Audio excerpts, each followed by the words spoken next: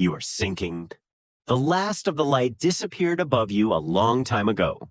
Down here there is no sunrise, no sunset, only a blackness your eyes were never built to see. And then, somewhere in that blackness, something moves. Not the current, not a fish. Something several times larger than your body. For thousands of years, sailors called it the Kraken, a monster that dragged entire ships beneath the waves. Most people assume it was only a legend. The science says otherwise. The monster is real. It is alive out there right now, in the deepest and darkest place on the planet. And the real question was never whether it exists. The real question is this: what actually happens to your body if you meet it? Start with something almost nobody thinks about. Long before the monster can touch you, the ocean itself has already begun killing you. The animal behind the Kraken legend is the giant squid. Its scientific name is Architeuthis ducks. Its body can reach 13 meters. Its eye is the size of a dinner plate. And for almost the entire history of our species, no human being had ever seen one alive in its own world. For centuries, all scientists had were carcasses washed up on beaches and strange circular scars carved into the skin of whales. This animal was so elusive it was effectively a ghost. That changed in 2004, when Japanese marine biologist Tsunemi Kubodera captured the first photographs of a living giant squid in the wild.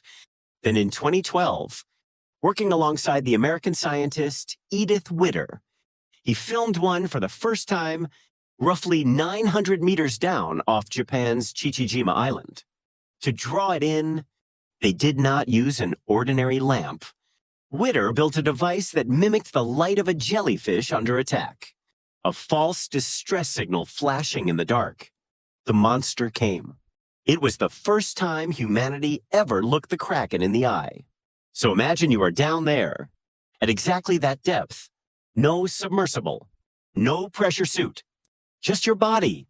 Here is where it gets serious. For every 10 meters you sink, the pressure increases by roughly the weight of an entire atmosphere.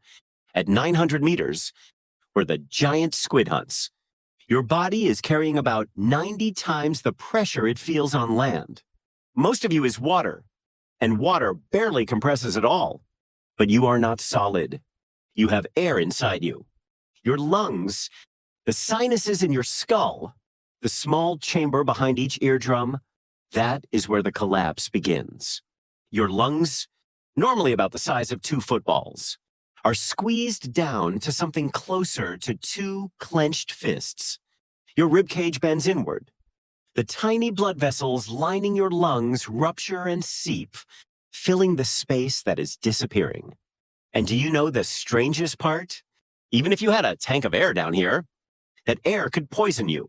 This is where the science becomes harder to explain. When you breathe ordinary air under extreme pressure, nitrogen, the harmless gas that makes up most of every breath you have ever taken, begins dissolving into your blood and into your nerve tissue. The explorer Jacques Cousteau gave the effect an almost beautiful name. He called it the rapture of the deep. It sounds poetic. It is not. Nitrogen at pressure behaves in your brain the way strong alcohol does. Your thoughts slow. Your judgment falls apart. Divers in this state have removed their own breathing regulators, convinced they no longer needed them. And you have not even reached the monster yet. Now consider the cold.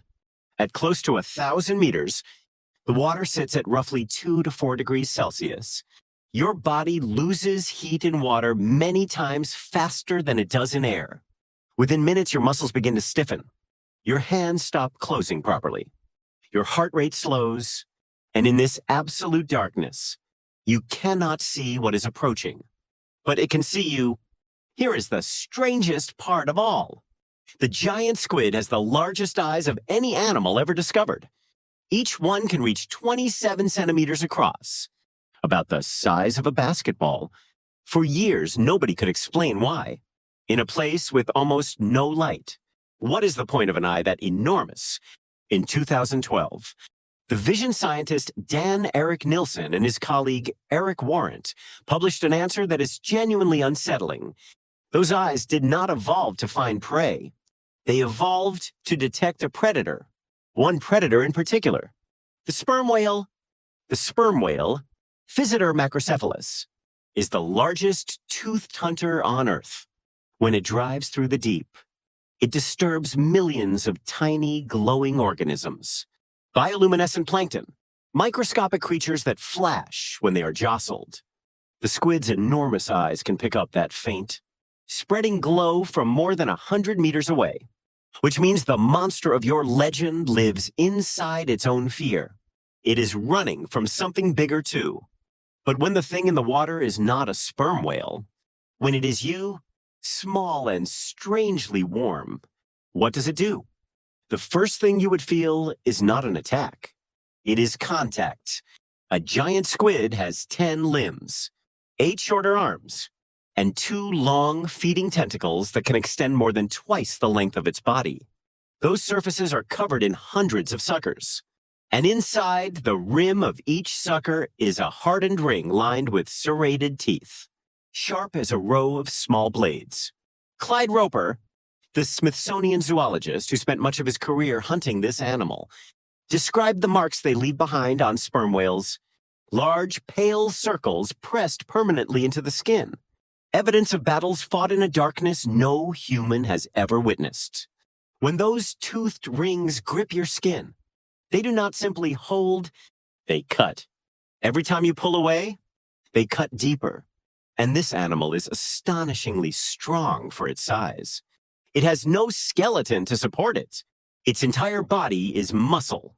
But here the truth reverses everything the legend told you. The giant squid almost certainly does not want you. This is what the Kraken stories always got wrong. This is not a killing machine hunting for ships to drag under. Steve O'Shea, the New Zealand biologist who tried to raise juvenile giant squid in the laboratory, described them as surprisingly fragile creatures. Their bodies damage easily.